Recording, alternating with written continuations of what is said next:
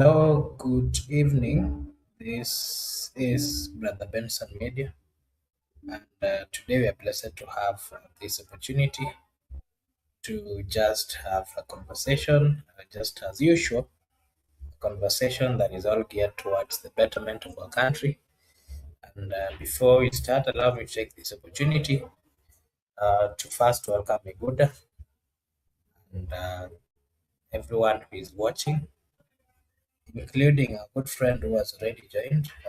Good here. Thank you so much, Good here, for finding time to join us. We appreciate. And Miguda, I'll give you a chance. Just you can come and tell us vile siku yako imekuwa, pia utupe maoni ya yale ambayo siku ya leo before we get into the conversation. And as you come, allow me to welcome all our viewers, including Gudia who has joined. Thank you so much, Gudia. Once again, we appreciate your presence. And thank you for engaging us at the comment section. Miguda, you can say hi, watuambie siku imekuwaje na ni yapi umeona siku ya leo. Hello, unanisikiza vizuri? Kwanza ni confirm pahali niko, sidhani kama niko stable. Unanisikiza vizuri? Uko sawa? Only that, ongeza volume yako kidogo. Okay, volume ya voice yangu sasa niko sawa? Niko audible?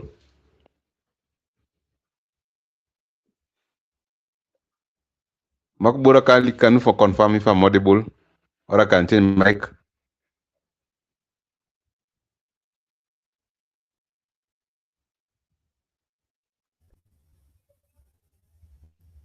Can you hear me? Huh? Miguda? Nasema can you kindly confirm kama niko audible so I can proceed? Unanipata? Oh, sir, okay. First, I would like to thank you for this opportunity. And also, I would like to pass my greetings to all our viewers, including you, who is on the studio right now. I would also like to share with you that my day has been good today because today is my Sabbath day. Actually, today we were concluding our 10 days of prayers and I was in church. I've just left church late to go and watch football. And by God's grace, I've also managed to beat Man City 2-0. Actually, it was 5-0. So the day has just been good. I've been filled spiritually, and I've also been filled through sports, and I'm glad. And right now, I'm here to execute politics. So, Makobura, the world is good, and we are here. I also want to pass my greetings to Goodia. I want to pass my greetings to Goodia and anybody in the comment section. And also glad that is here. We're gonna move on well. Makobura, Hamia, I'm all here up to the late hours. So today I'm very much energetic. I can be here up to midnight, or I can be up to past midnight. I can be here up to Sunday, up to 8 a.m. tomorrow. So it's you to decide how you want to converse. So just organize very well. We dissect politics. We go slow by slow. We go bit by bit. And if possible, we can cover a wider part of it because we understand it has been full of drama, weekends, up and down, many things. So I am free to, I've also taken my supper, so I'm very much free. I'm here. Back to you.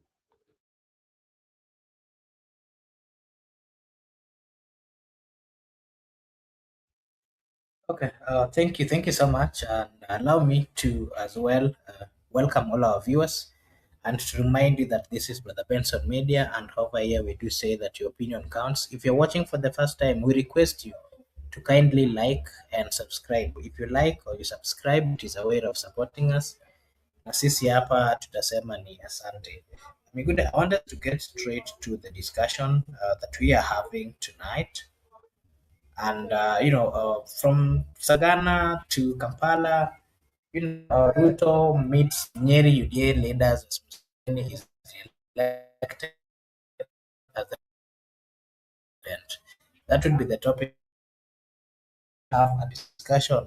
Uh, we'll engage on today, and partly I want us to just have a look at the title itself, and it is all about political power orders. And we've seen Ruto engaging Nyeri UDA grassroots leaders at Sagana State Lodge. And I can say that this is a regional leadership moment in Eastern Africa. So while Kenya's president, what we are seeing here is that while the Kenyan president is strengthening the grassroots support for his political re-election come 2027, we are seeing that the president, Uganda's president, is strengthening continuity because uh, we saw him being re-elected. I don't know for how many times. This is going to be he's gonna break the Guinness World Record for the more as the survey as the most as the president who has served for the longest here. And these are some of the things that we want to have a look at this night. Allow me to also welcome Simamo. Simamo, karibu sana. Thank you so much for finding time as well to join us. We appreciate. And just like I've mentioned or I've said, I want us to first start with. I think we start with what is happening in what is happening in Uganda, where we saw the people of Uganda went through an election that was that has is already they're already done with the voting and the results are already out. The report we are getting is that Museveni has won,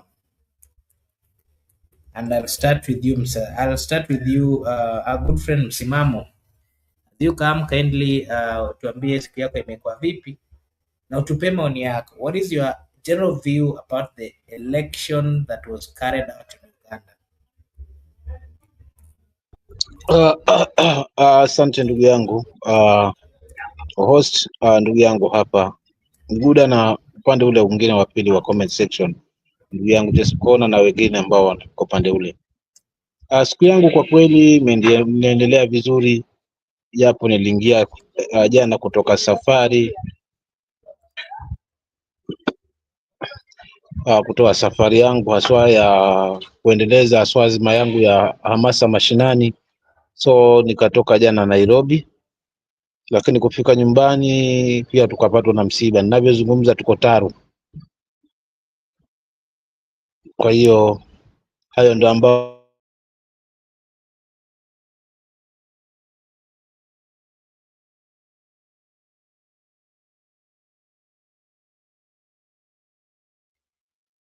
I don't know whether it is my network or Mamo's network, but just to bring it to the light, we saw the election of Uganda 2026 general election was dominated by President Yoweri Kaguta Museveni, who secured about 71 between 71 and timizwa 76%. kwa sababu niliangalia hii margin ya gap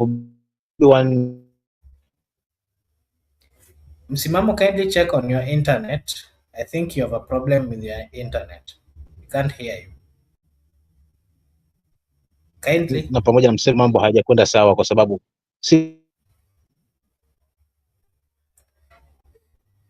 Yeah, so Msimamo, I think having a problem with this internet, but as we wait for him, I wanted to say that Uganda's 2027 general election was dominated by President Yoweri Museveni, who secured about 71 to 76% of the votes, while the opposition leader Bobi Wine received around 20 to widely criticized for, of course, repression of the opposition, internet blackout, and questions about fairness. Though, amongst Napatikana kweli? that, no, hatukusikizi. Internet yako ni kama iko na shida, msimamo. So je, hapo mnanipata sasa? Now I can hear you. Maybe if you can give your remarks on that before I call Miguda. Yeah, so nikawa nafuatilia sasa kuona kwamba demokrasia nchini Uganda imeendaje, lakini kwa kweli imekandamizwa haswa na viongozi wenye uchu na madaraka. Hii margin na hii gap between Bobi Wine na hii inaonyesha wazi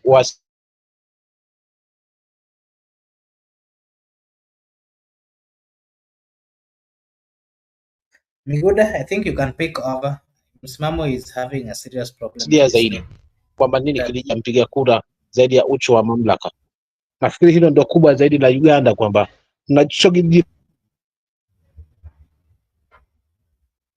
Msimamo, kindly work on your internet.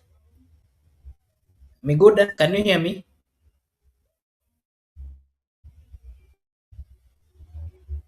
Miguda, are you there? Okay, I think I don't know whether it's my side. Would you kindly confirm, good ear, if you can hear me? I don't know whether it's my internet or Miguda and Miss Mamo's internet, because I can't really get what they are saying.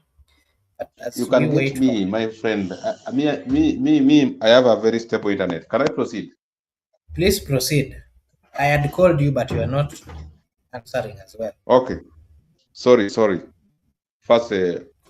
First, let me begin by saying, Musmamo, welcome to the show as well. And we convey our condolence to you for losing your loved one. And may good God comfort you in this trying moment. We are with you in this moment, and we say sorry. Of course, I want to start by this issue of Ugandan president. Ugandan President Yoweri Kaguta Museveni. Me, I've never known any president since I came on this world from Uganda. The only president I was born seeing, I was raised seeing, and currently is presiding is Yoweri Kaguta Museveni. I've never known any president in Uganda. We were young in primary, the so-called social studies. By then, we were used to be asked, who is the president of Uganda? Yoweri Kaguta Museveni. To date, I've never known any. But there's I just want to say that I got some information that he was actually elected on it was actually elected on 70 plus some percentage. The reason why sometimes it is difficult to analyze the Ugandan politics is because you find that the country itself, it is in the dark. The country is dark. It's dark in terms of there's no transparency. There's no internet in operation. There are so many things in that country that actually you can never get the rightful information. The only source of information we relied is the social media. We can access the TikTok account for the opposition. We can access sometimes the YouTube. We can access sometimes the X Space. Most of the son to Yoweri Kaguta Museveni, Muhoozi, is good on X Space. Kiagulai, Bobi Wine, is good on Twitter and other platforms. It's not that open. That's why it's not very much useful for us sometimes to get the rightful information from the Ugandan people, because it's more of dark. And what we can say that they have had the difference I've now noticed The Tanzanian one was chaotic. It was violent. People died. The Ugandan one, even though there are some issues to do with illegality and irregularities in that result, but we haven't seen people dying like what happened in Tanzania. That's the only difference. But the issue of electoral malpractice and electoral injustice are common across the East African country, including Uganda. But all in all, right now, we have the president-elect, Museveni, and he promised during campaign that this is the last time he's going to contest. And he's contested for the last time. Why could he not contest lastly in 2000, early, or 2011? Anyway, the East African issue right now, there is that need for transformation, and there's that need for, we can, like Uganda, like I've told you, I've seen in my life, Moi, Kibaki, who right now, Ruto, 4 presidents since I was born. I've encountered 4 presidents in my life since I was born. But Ugandan people, since I was born, I've only encountered 1 president. In Tanzania, 3 presidents. So there's a quite different between Kenya and Tanzania and Uganda. Tanzania is better off than Uganda. Uganda, there's no country there, but matters to do with the self-determination, matters to do with the sovereignty, matters to the state, has restricted me to discuss much about Uganda. I'm limited because Uganda is a sovereign state. They have self-determination. They were declared independent, and I have absolutely no authority or right to interfere with the internal affairs of Uganda. The same way we also expect them to respect our sovereign state, our self-determination, our state. That's the same way I respect it. But I have, as a neighbor, I can overview that I've seen the only difference that people never died like what happened in Tanzania. Makubura, before I drop mic, I also want to pass my greetings to Laban Misiani and welcome Laban Misiani to the show. And also, I would like to wish him all the best. Back to you. Okay, thank you so much. Allow me to welcome Laban. Laban, you can also say hi to us. Tuambie siku yako imekuaje. But again, as you come, you can give us your take on the election that was held in Uganda, where the Uganda's 2027 general election was dominated by President Yoweri Museveni, who secured about 76% of the votes, while the opposition leader Bobby Wine received around 25%. And the election was widely criticized for the repression of the opposition, internet blackout, and questions about fairness. Though Museveni supporters emphasize stability and continuity. What are your views on, what are your general views on the election that was held in Uganda? Simba. Asante sana Bwana Makobura kwa nafasi hii.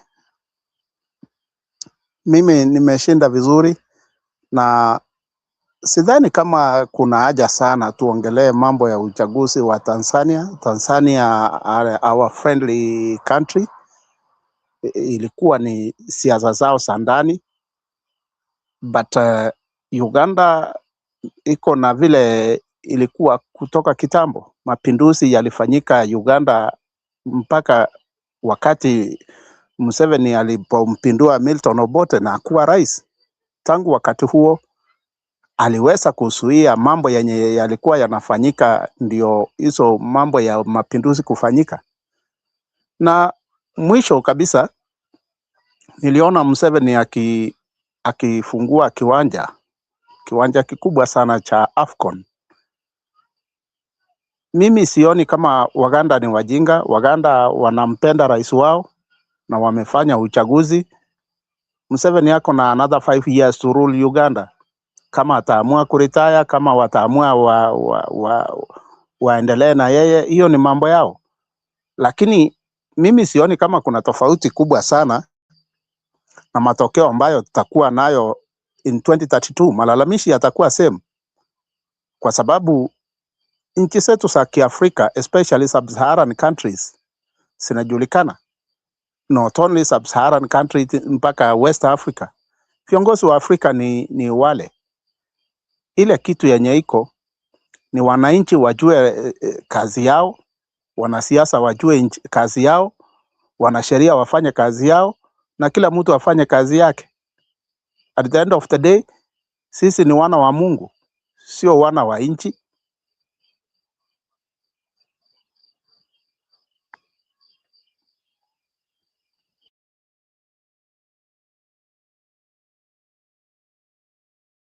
Okay. Okay. Thank you so much, Miguda and Simba, for your take. Maybe allow me to read some few comments here. Paolo is saying that Uganda has produced both short-serving president and longest-serving president in Africa. And again,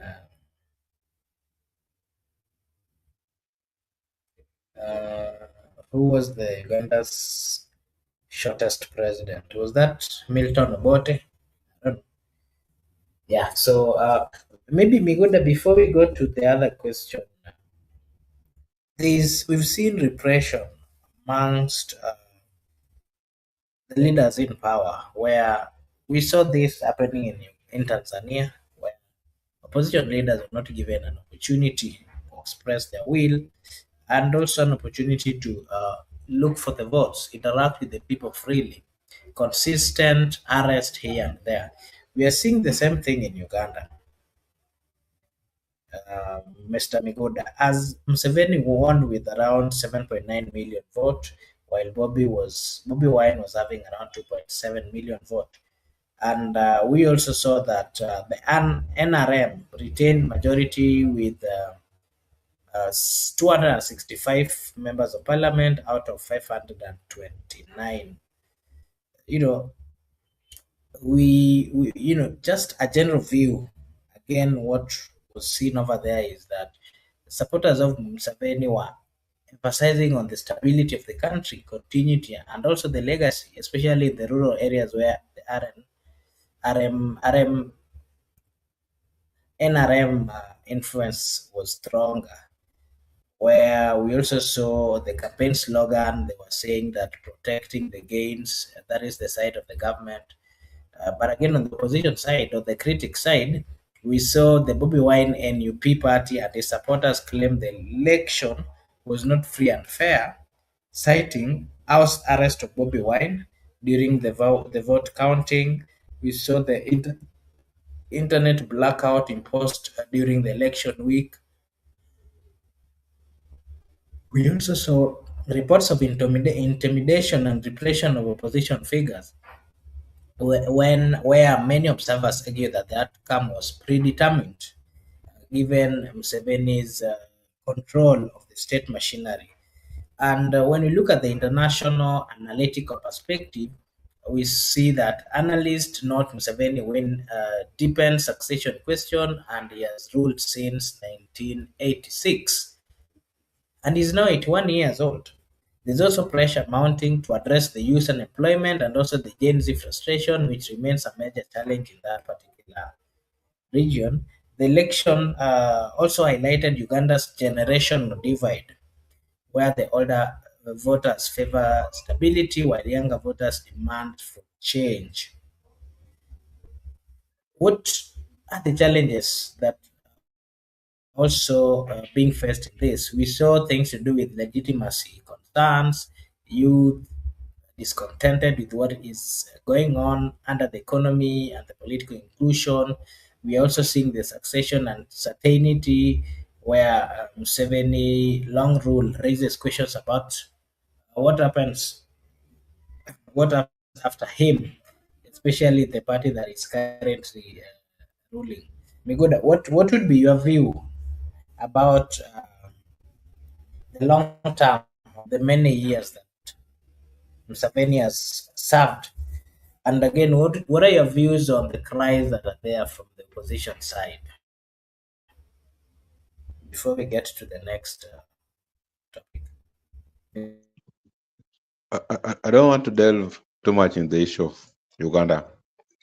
Just like I've told you, also in terms of principality, the very way I respect the sovereign state of a nation, I'm limited to discuss much about the internal affairs of other states.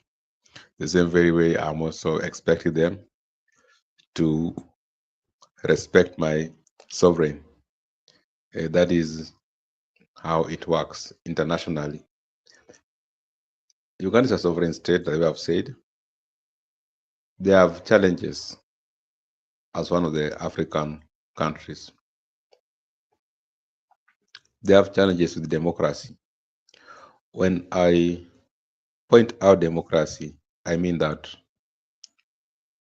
they go to election after some period of time to elect new leaders. But after all this time, they have gone to elections. They have been electing one president. I've not said that it's wrong to have one leader because it depends on the system of governance. Some prefer monarchical, some prefer aristocratic, some prefer military junta, some prefer democracy. It depends on how you prefer. So when Ugandans prefer democracy, but we have one person, to me that is not democracy.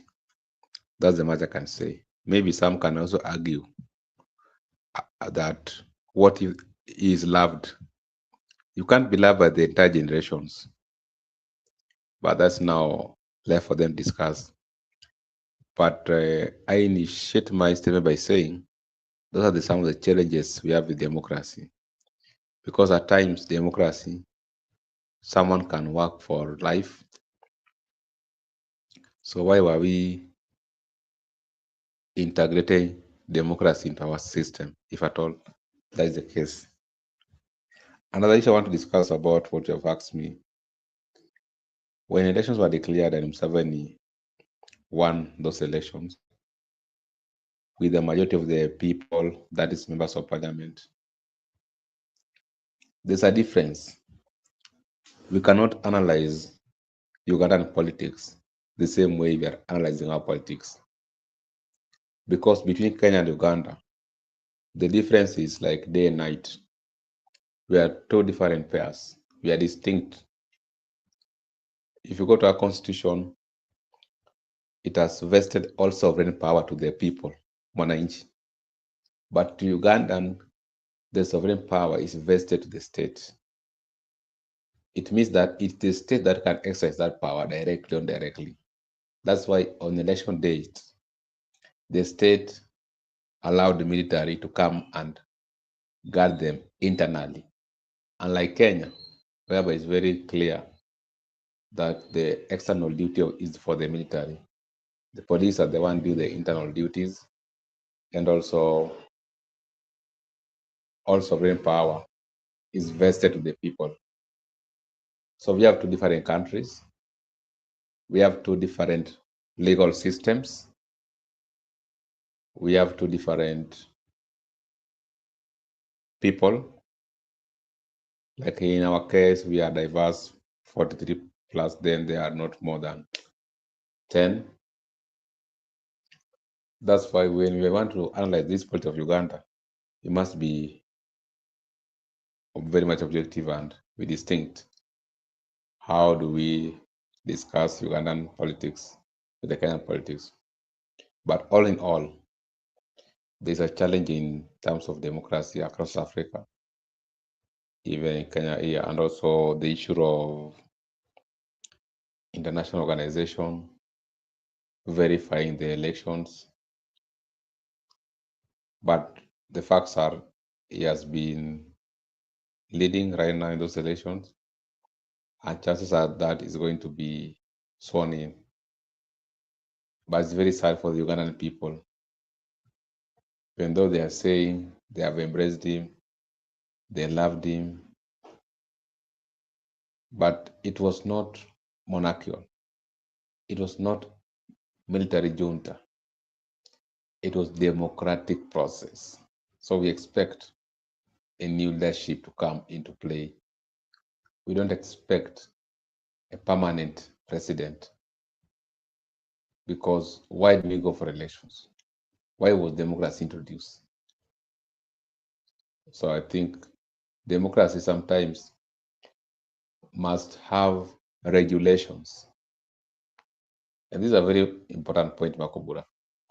We decided to regulate our democracy by one, we are not only going to elections, but you can only do two terms as a president. So we regulate that by introducing term limit, that you can only do two. You cannot go beyond 10. That is one part of regulating democracy.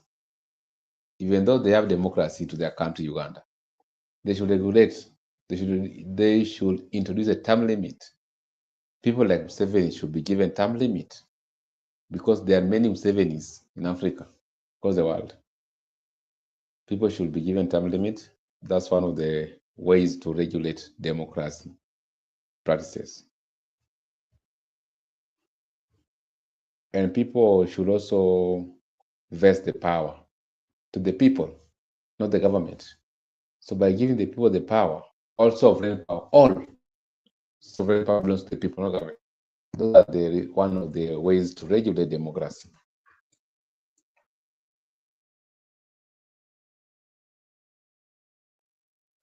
Okay, so I was just going through the list of presidents who have ever led Uganda, and I'm finding that the first president that was there was called Edward Mutesa, who ruled between 1963 to 1966. Then Milton Obote, who took from 1966 to 1971 to 19 between he ruled between 1966 to 1971, and then Idi Amin picked from 1971 to 1979, and then Yusuf Lule ruled between 1997 April to 1979 April to 1979 June. Then came Godfrey Binaisa, who ruled between 1979 to 1980. Then Paulo Mwanga, who ruled between May 1980 to December 1980. Then came Tito Okello Lutwa, who ruled between 1985 to 1986. And then Yoweri Museveni, who took over now from 1986 to date. And there's a probability that his son Muhozi might also take over from him. So those are some of the things which are happening in Uganda, and it is good to know the history of these countries. Allow me to acknowledge the presence of Honorable Sankara, who is watching us from Kisumu County. Thank you so much, Sankara, for finding time to join and for letting us know where you are. Thank you so much. Allow me to acknowledge Irene. Thank you so much, Irene. Thank you so much, Paulo. Thank you so much. Also, Sonyamu, thank you so much. A good friend, good year. Thank you so much, Msimamo. Asante sana. I saw a good friend, Laban, was also here. Thank you so much, Laban. And everyone who has joined us, we really appreciate. We want to remind you that this is Brother Men's of Media. And over here, we do say that your opinion counts. Yeah, so we were just having a discussion on what has been happening in Uganda based on the political results, elections that were held. And so, Miguel, I would just want to get to the next topic, that is the Sagana State Lodge meeting, where, of course, the political significance. Sagana has a symbolic political venue, especially for the Mount Kenya politics, and why Nyeri County matters. We've seen the voting powers of Nyeri, we've seen the political influence in Nyeri, we've seen the expectations from the Ruto's administration. And remember, Rigathi Gachagua also comes from Nyeri. And so the role of Ruto, the role of UDA grassroots leaders in that particular area is to do the mobilization, to do the messaging, and of course to do the political loyalty. And something else that we can say that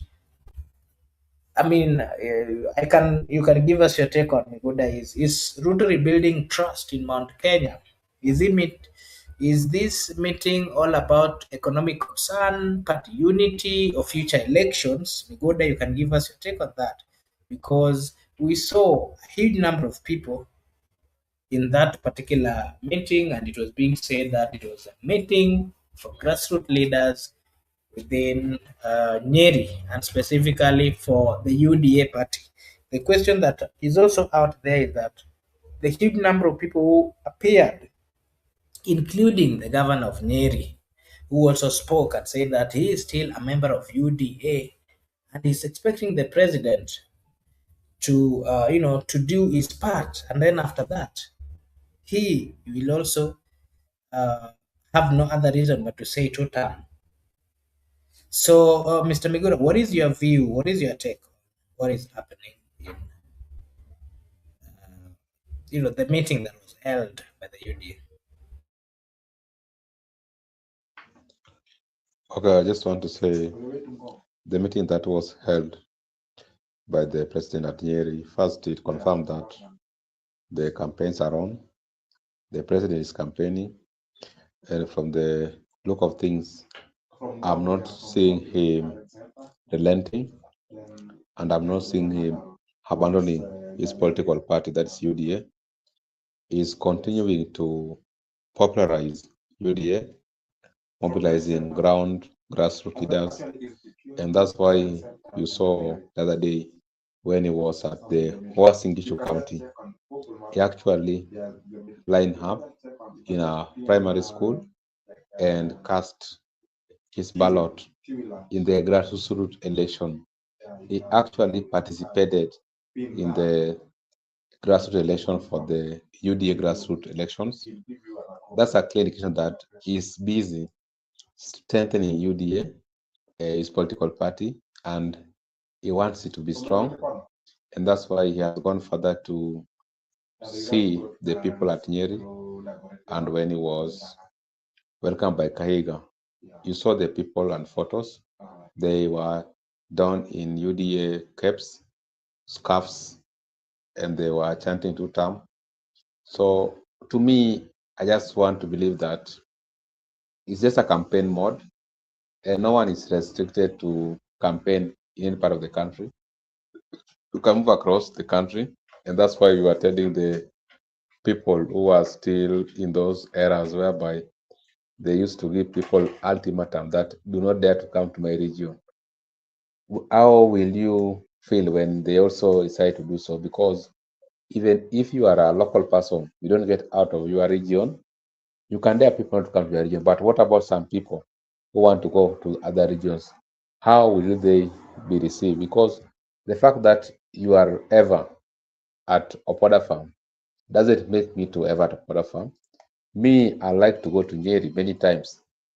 And if you have restricted the Nyeri residents to go to Opoda, what about the people who want to go to Nyeri? What about the people who are in that region? These politics, you do understand, there are some people who are in parts of the country, and when you give ultimatum that you don't want people into your region, it means that even the people who are into their region, they can be chased away or given ultimatum. But we have freedom of movement, we have freedom of residency, I can decide to reside and also to move any part of the country, and that is what I have. And you are not permitting me, even as a government or who you are. It is a free right, inherent, given to me, and enjoying it. The issue is that campaign. They are campaigning. Campaign is broad. Campaign is not what you see on television during rallies or during the fact that they are on the top of vehicles. Campaign is very broad and deep. That's why sometimes they are going to night meetings. Mr. President sometimes can organize night meetings. Sometimes they can reach, their targeted audience, like the people he was actually meeting. Could be Kaiga fans, at the same time could be a certain age gap, whereby that age, there are things that if you communicate to them, they will not consult. And I've also seen him going to places, the issue of Nyota Fund. So when you want to meet the young people in Nyota Fund, give them hope, promises, but when he's going to meet the older people, he's giving them 2Ks, caps, scarves, and also promising them that things will be good, pensions will be increased. It's a matter of campaign. And when you are in a war, you use any available tool to assist you win that war. If that could be a tool one is using, so be it. But we also encourage that let us do good campaigns.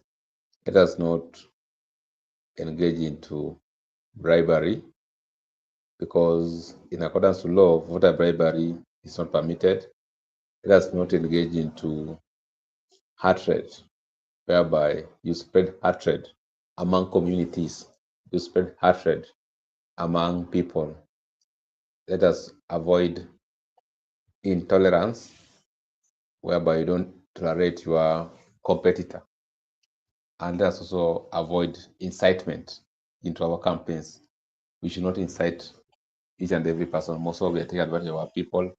We incite them against other people, and let us avoid words that can lead to war, because it's not good to be in war. We have been in war, we know what war is. Makobura, the president is simply campaigning, and that's how his style of campaign. I can't decide for anyone. It's you to decide how you want to campaign. Everybody has his own style.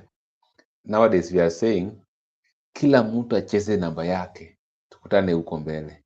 If you are good in midfielder, play midfield, do not come to the defense. If you are good in right back, play right back, do not go to the striker. If you are good in wing, play wing, don't go to the goal post. Everybody should stick to his position. Everybody should stick to his line. Let us play. All of us, take your number, play effectively, enjoy the game. Then we will meet hope there. That's why, if you know you are good in any part, you can assist. Do your part. If you are good in oversight, do it. But campaigns are on. People have thrown their weight into the ring. So the young people should also, it's just 1 year down the line. Next year we're having elections. And next year every eyes will be looking Kenyans. Mr. President is on the campaign. And the things which are said there are just meant for campaign purposes, and maybe to boost or maybe to infringe people's emotions. Those people who are emotionally attracted to politics. So that's my view.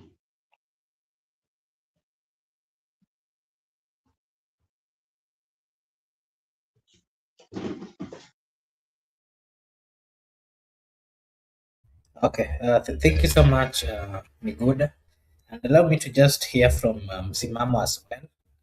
Labda pia anaweza tupea maoni yake. Msimamo, the UDA grassroots meeting in Nyeri, where the President Ruto, we saw Kahiga, and the political leaders, including Kimani, amongst others, were present. What would be your view about this particular meeting that was held here? And what would you say about the presence of President William Ruto, who is the party leader and the head of state, and the symbols that it has going for that particular meeting? And again, remember Governor Mutai sometimes back used to has been seen as appointment for the former Deputy President Rigathi Gachagua, who was also present in this particular meeting and is turning out to be a key Mount Kenya political figure. What my question to you is was this meeting just an ordinary meeting or it was a calculated political engagement? When the president meets grassroots leaders at Sagana, it is never just a meeting. I mean, is it really just a meeting or this is a political signal that he's sending to the rest of the other team? And then why do you think, they were going to do it in Sagana? Sagana has a political significance in the Mount Kenya region in terms of how the political calculations or the political meetings are always done historically. We've seen the region being, the region consolidation is done at that particular point. What are your views, Msimamo?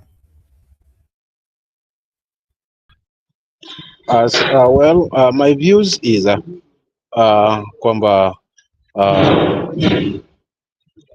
kwangu mimi sina shida na yeye kufanya grassroots kampeni yake kwa chama chake, but what worries me is kile kinanishangaza ni governors wote ni kambaye, kutazama kwa asilimia kubwa wote wamemezwa, lakini vile vile kutazama pia wandani wengi wa Gachagua pia wamechukuliwa. So unakuta kwamba hii ni signal, ni ishara wazi kwamba kuna mengi ambayo yatajitokeza, na kwa kweli ambayo kimtazamo wangu mimi naona kwamba kuna kibarua haswa kwa United Opposition, especially for those who ambao watakuwa karibu na kujiassociate nao. Kuna ile probability ya kuweza kuchukuliwa haswa kutoka huku na kurudi upande huu, kwa sababu ni kitu ambacho nimekiona haswa upande wetu na nakizidi kukiona upande mwingine haswa wa taifa, so hususan mlima Kenya. So it's like kuna hiyo kwamba njoo sasa, wacha tuonyeshane ubabe hapa, kwamba kama tuone nani gwiji hapa. So unakuta watu wanachukuliwa, wananunuliwa, wanarudi upande huu.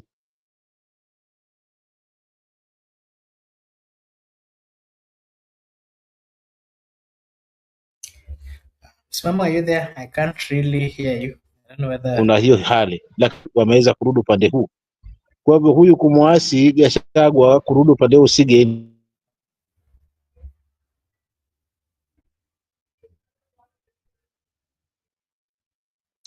Msimamo. ni machake, sina shaka nacho, lakini sasa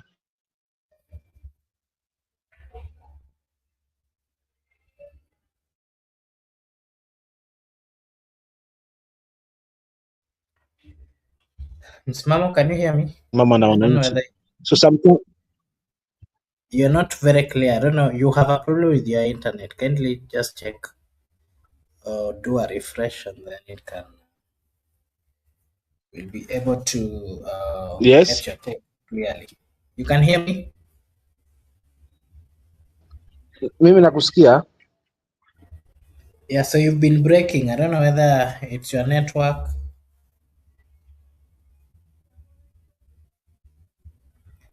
You can proceed. Okay, thank you so much. Maybe as we wait for Msimamo, Meguda can just give us his take. The presence of Ruto, what was he signaling? And again, the direct engagement that Ruto was showing, what does it show? And then he also gave a political objective behind his what is the political objective behind his presence? We saw him telling the people of Mount Kenya that he knows that he was given and that the votes that he was given are supposed. He's not misusing the votes. He's using those votes to unite the people, contrary to the naysayers, according to his take, Mr. Migoda. And again, we've always seen that for the first time there's no regional unity among the Mount Kenya region. And the other day we saw quite a number of leaders or close allies of Rigathi Gachagua are also dumping him, and some of them are coming back to Ruto. What are the significance? And of course, based on the number of the mammoth number of people who showed up, does it mean that Ruto is getting back the acceptance that he was losing?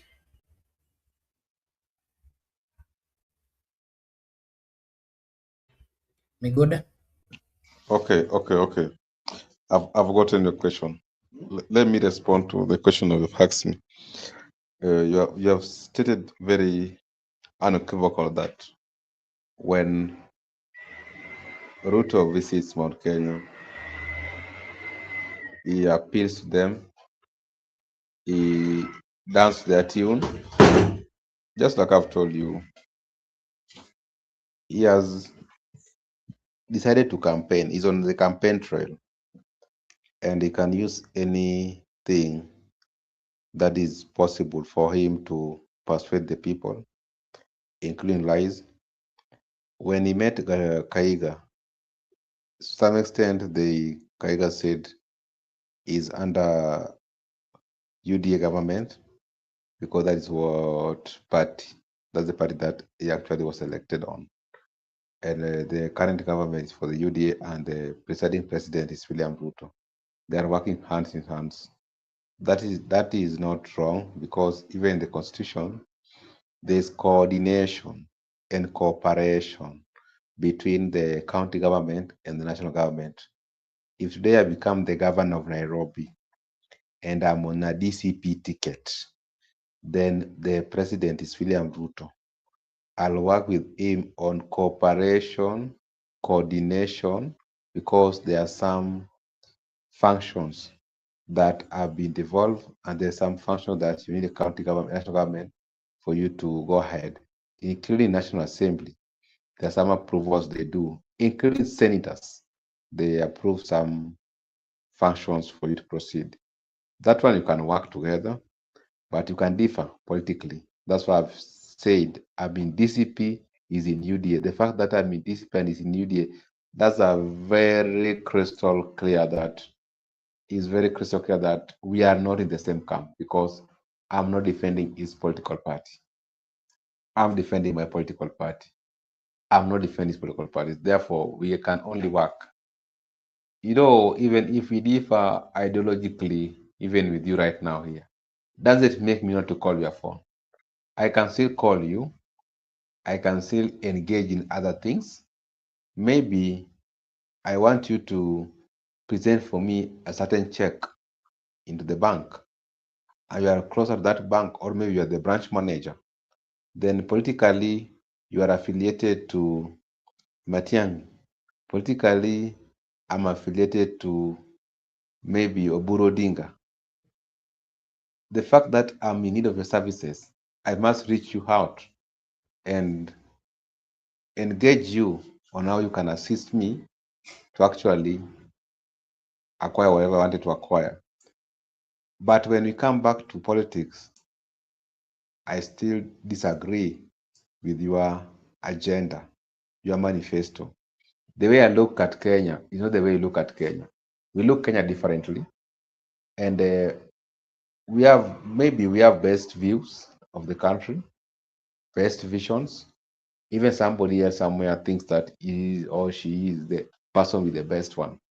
That one is quite proper, and that's why when you realize that people are now, it's like a shocker.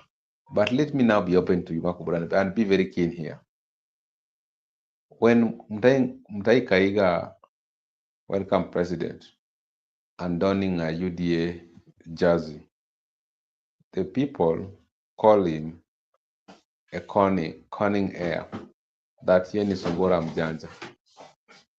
But whenever there is any association of Ruto with other people, then there is how people tend to say things. So that should teach you this is politics. Sometimes you need to take a break, you breathe in, relax, and there hasn't been from time immemorial permanent enemy or permanent friends. Mostly in Kenyan politics is transactional, and most of them they prefer interest, so they are pro-interest. All of them are pro-interest. Let me know to you. If our interests converge, we work together. When our interests diverge, we part ways and we'll meet hapo mbele. When you discuss about the promises, you know, you talked about now how are these meetings organized?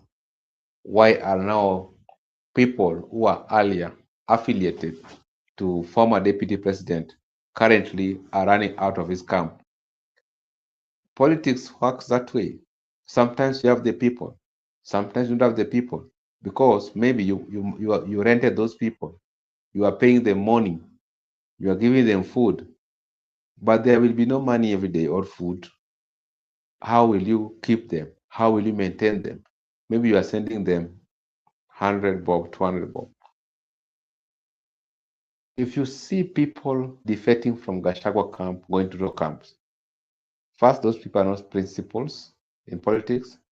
Those people are cowards.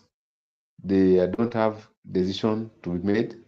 They can't make bold decision because they ran from Ruto. They went to Gachagua, warming there, waiting for the kingdom of God to come. But later, realizing that there are things that they never anticipated, they are going back to UDA. Even that UDA they are going back to, they will not be trusted. No one is going to give them mandates of the party. No one is going to give them acknowledgement and also allow them to carry critical activities of the party. I don't believe so, because they can never be trusted. If you keep on flip-flopping, no one will trust you. Even if you come to my camp, I'll have to have some questions. Maybe an ally has just sent you through what we call public disorder. Then you come to my camp, you spy, or you steal from me, then later you get out. So if you see people going to those camp, doesn't mean that all of them like him. Some people can be just used to be intelligence, and they brief the other party. And how do you gather intelligence? You can only gather intelligence if you also friend your enemy. If you friend your enemy, or if you engage your enemy, sometimes it can point you something that since you were born you never knew. And what I know, the real thing on the ground is that the people you see defecting, they are being paid, because that man currently is damn rich. The president has got a lot of money which he can use to waste by buying people. He can buy even the entire opponent. What he's doing in ODM right now, he's buying the entire party. He's dividing the people right into the middle. He's having his people and the other officials who are, if you are a pro people, you are against him. And then he can just use that money to buy people. If you see people defecting, not worry. Sometimes that's how politics works, because some people comes with fire, but later at the end of the day, when people go to decide, the people will decide the proper leaders. People will not decide leaders who have been bought. People will not prefer leaders who have been shifting camps. Today you are in UDA, tomorrow DCP, that day UDA. Now on Tuesday you are going to be UDA. Each and every political rally, you are present. When the DCP were having their launch, you are there. When right now UDA is moving across Mount Kenya, you are also present. How can we help you? how can at what time do you work? At what time do you legislate? At what time do you go to parliament? And you keep on working with president and any political leader, any political broker around the town. You keep on following, looking for certificate. But all in all, I believe that those people are bought. There's money, and they just ask you how much do you need. They'll give you, then you support their agenda. So we should be very careful going 2027 elections, because we have even had issues like bringing a referendum question. So during elections, we end up with 7 ballots, 6 for the end of election. Then the last paper is for the question, yes or no. So you can end up amending the constitution in a wrong manner. That's why we say that leaders should not be used. The leaders, we should change all our leaders, because we keep on talking about these issues. You find them or repeating the same again. So leaders are finding it very wrong, because what kind of a leader are you? Today you are with me, tomorrow you are with my opponent, then you are coming back to my camp. I cannot trust with the serious issues of the party.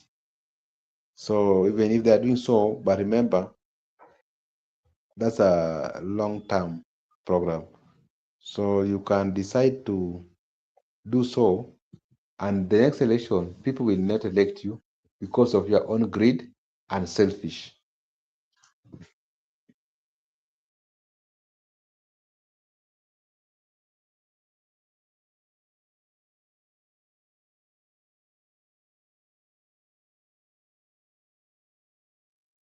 Okay, thank you so much. Allow me to read some few uh, views here. This is Paula saying politics, they have dynamics today towards election period. Also, others they will defect from government to opposition. Good here is saying that who said that in politics you can't change your mind when you want to play a perfect game. There is also Nyamu here is saying uh, in any case, Kaiga is looking for protection and a job after being governor 2 term. I think Kaiga is serving his first term because the first term he took it over from, he was a deputy governor, so he took over. Miguda, would you kindly explain that? I think he's serving his, the first one, he took over as, he was sworn in as a governor, but he was elected as the deputy governor. I think he still has a chance for going for one more. Miguda, is that the truth? Kindly give us your clarification on that. And again, as you come, just give us your views about Kalonzo's remarks, where he said that the IBC needs reforms. Kalonzo is, of course, cautioning ODM and UDA against constituting the independent. I mean, is cautioning ODM against forming a pact where he's so many times declared that Azimio One Kenya is defunct, attributing his collapse to Raila Odinga's recent agreement with UDA. But again, he's also coming out to warn ODM, saying that the best decision ODM should make is working with the likes minded, the likes of parties that are still within the Azimio or parties that are in the opposition side. Because according to his statement, Raila stood for democracy, stood for justice, and all those kind of things. And he's saying that all those can only be achieved when ODM makes the right decision by not joining the government. So you can give us your remarks on the two and your final remarks as well. I don't know what is like-minded and what is not like-minded, because these political parties are all the same. Which one do you say this is like-minded, this is not like-minded? That's a question for another day. What I want to say is that no one should decide, for anybody or political party. The same way you haven't seen people deciding for Wiper who to work with. Wiper also are going too far deciding for ODM who to work with. In my opinion, let us allow just people to do things the way they want to do things. If they decide to work with Kasongo, so be it. Let them work with Kasongo. Because this world is too big. You are not limited.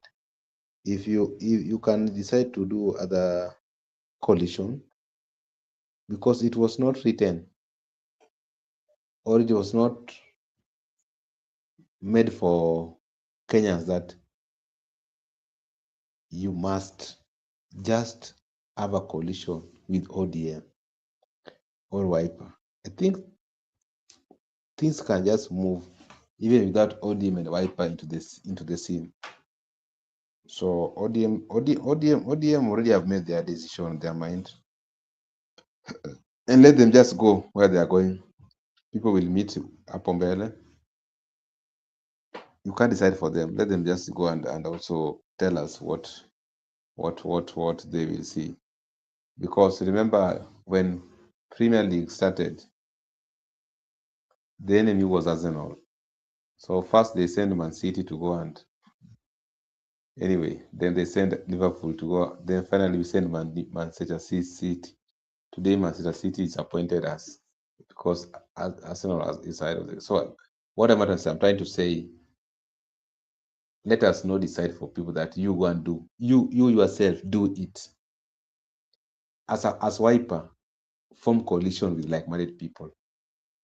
As ODM, let them form coalition with like-minded people the way they want or whatever they want to do.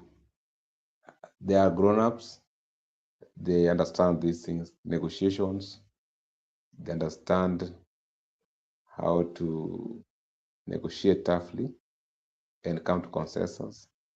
So I believe that let us just respect political parties and give them time to thrive.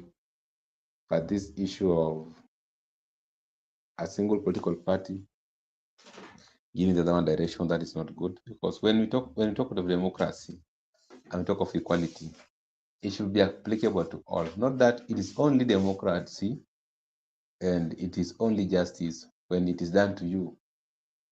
But when it's done to me, now that is not democracy, that is not justice. I think justice, democracy, whatever, irrespective of whom is done to, that's how it should be. Because even that person deserves it. Everybody deserves to enjoy democratic exercise. So when it's done to me, I should not be charged with any offense. And when it's done to you, I should not be charged. So we should embrace the unity, and also we should embrace that all those things you are enjoying and admire, like basic rights and freedoms, they're applicable to me. The same way they're applicable to William Ruto, the same way they are applicable to me. In my last remark, I just want to conclude because I told you me today I was very much energetic, but I see from your end you have been busy. Me, I could have proceed, but right now you want to leave the studio. So thank you for hosting me. And I saw a certain comment here. I don't know who said it about. I don't know. There was a certain comment, but that one I'll respond to the other time. I'll just note it. I also want to appreciate Goodia, who came to the show and actually participated vigorously in the comment section. I want to appreciate Paul Kisianga. Paul Kisianga, welcome to our show and thanks for always coming to our live session. I also want to appreciate Nyamu KM. Nyamu KM. Nyamu KM, there was a time I saw Nyamu KM advocating for one term. Anyway, that is your liberal right. No one can infringe it. The only thing you can do can protect you to shout one time. They will be protecting Laban by all means to shout two times. We will protect him Did you give a to. clarification on what Nyamu had raised about the governor of Nyeri? Okay, this one. Yeah, this one. I think this one. Thank you for this one. We can only protect your right to expression. You can protect your freedom of expression. We protect you to express yourself. And even if you are arrested, we will come and ensure that you are released on either bail or bond. We will protect you to speak opinion, but we will not protect you to incite or to violate someone's right. So that one, you're at liberty. Makobura, yes, the first term was more than half. Remember, it counted as full term. No, Mutai Kaiga, I think is doing his last term. Makobura is going home. He's doing like his last term. I think he just want to get, maybe he's just preparing for politics after gubernatorial. So the future. Could you kindly Please. clarify this? This he took over from the late Rigathi Gachagwa's brother. If what was his name? Was it? I'm forgetting his name. The one who got the accident and died. And then he was serving as the deputy president. I mean, the deputy governor was then sworn in as the governor for the remaining period that he served, and then went for a re-election, elected as a governor. So the question here is the first one still counted as his full term elected, or will it still have another chance to go for another term for the governorship? Mtai Kaiga, that question of gubernatorial is still at stake, but what I know is that he's doing his second term, because he took over, he was sworn in. So when he was sworn in, he was serving as a governor. Now we go for elections. So the election does not nullify the swearing in. The swearing in is valid that he was sworn as the governor. He was not sworn as the deputy governor. He took An oath of office as a governor. Therefore, and I think there is even a lineup for Gachagua in Nyeri. That one I'll get it. Then I'll come back to you. Okay.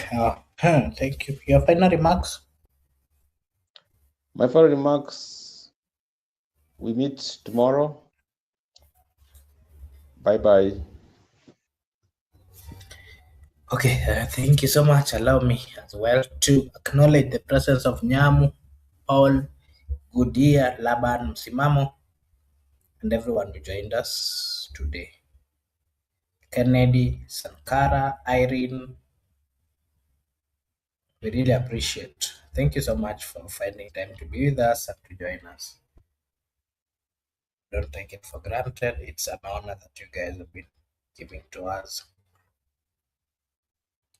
And I also want to acknowledge Michael Ted, Ben Cheriot, for also finding time to join us. Really appreciate. Thank you so much. And again, if you're watching for the first time, we request you that you like and subscribe. If you do so, it is a way of supporting us. Sisi hapa tutasema ni asante. Thank you so much, everyone who joined us. May God bless each and every one of you. We really appreciate, and we wish you, of course, a good night. For those of you who are within those timelines. For the others, good morning, good afternoon. Thank you so much, and may God bless you. Mungu awabariki. See you again tomorrow. Bye.